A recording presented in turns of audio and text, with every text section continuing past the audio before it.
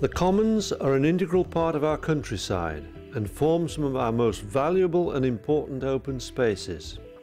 As Jim Knight, former DEFRA minister, put it, our common land, with its ancient traditions and long-established rights of common, is a vital part of our heritage. Commons are central to our hill farming culture. They are our single most important wildlife resource and category of open space, and a key influence on our landscape.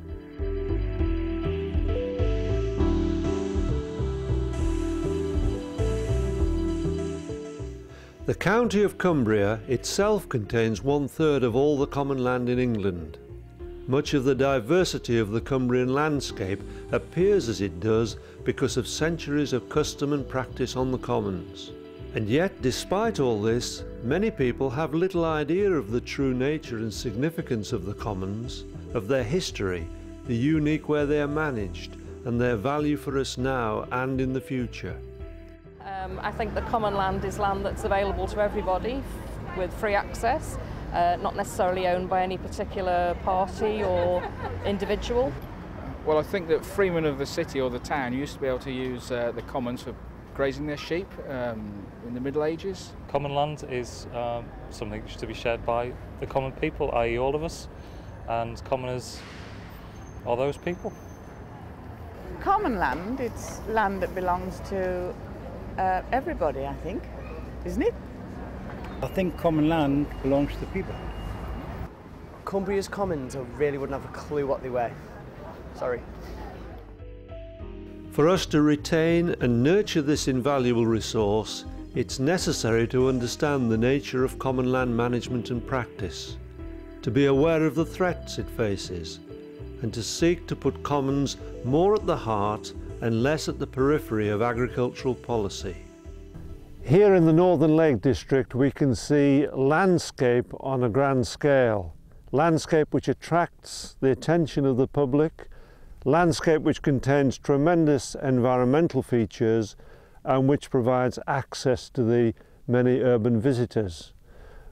But these are grazing commons and they're managed in a particular way. They belong to private individuals, the lord of the manor or whoever is their legal descendant, and they are used by commoners who have secure legal grazing and other rights.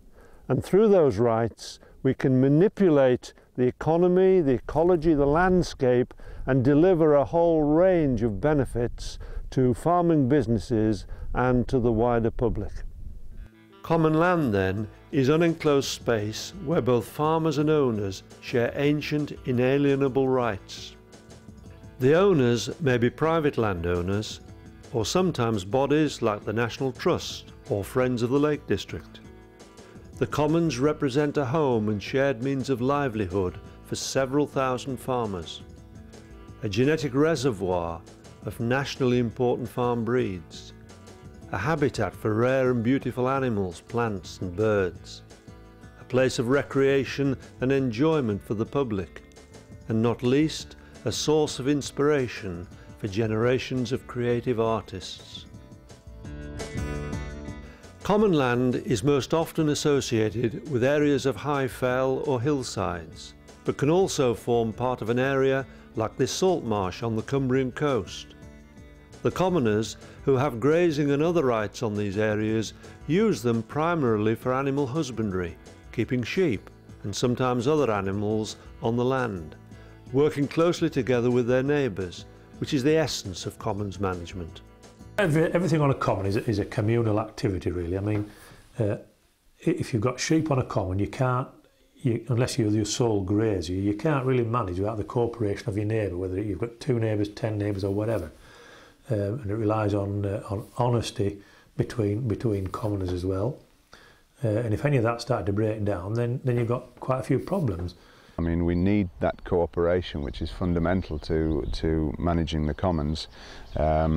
All of the management tasks, if you like, require everybody to cooperate and get together and agree on the days they're going to gather, agree on the tasks that have to be performed, and agree how to go about it. And that is the fundamental basis on which commons work.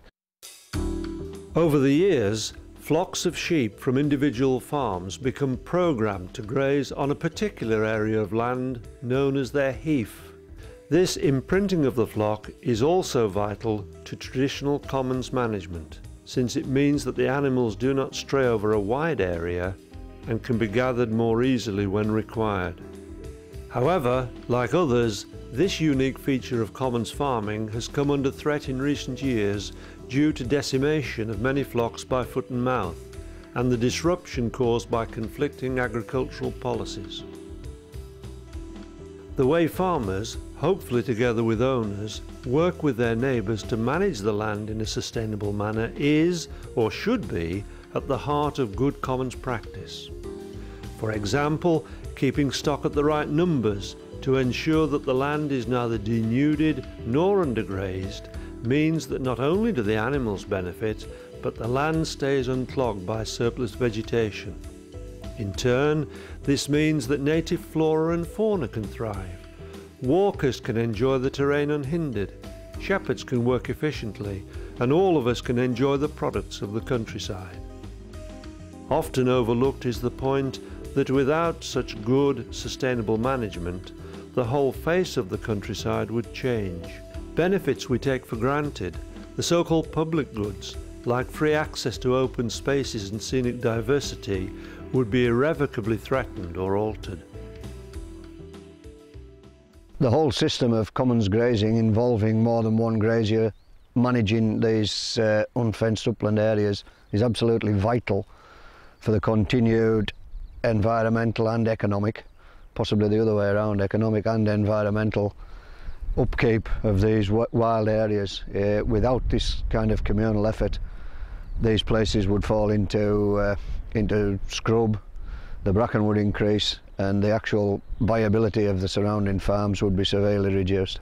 The fells themselves, if they were left completely abandoned, they'd probably soon be overgrown by scrub and small trees. So people's enjoyment for walking would be curtailed quite because the view wouldn't be there. They wouldn't be as easy to get around. You know, the enjoyment would not be the same. It's the commoners that have made the commons what they are now. It's made them, it's kept them alive, it's made them into a place that they can access. And we have to get that message across to people and make them realise that without the commons would be a completely different place and probably less interesting. An essential driving force behind the shaping and management of common land here has therefore been and remains farmers, particularly the small hill farmers with their rights of common on the fells. The commoners who work these areas represent a very special social and cultural feature of Cumbrian society, a way of life that we should be the poorer for seeing disappear. Unfortunately, the way of life, the traditions and the very existence of such people are now in question. Producing a core income from farming is a continuing struggle. Many sons and daughters of hill farmers see farming as unattractive and economically insecure. They are reluctant to consider taking over the reins from their parents, which raises the problems of imbalance between young and old in the community, as well as creating labour shortages. Numbers of commoners need to be maintained in order to ensure a viable future for cooperative working of the land.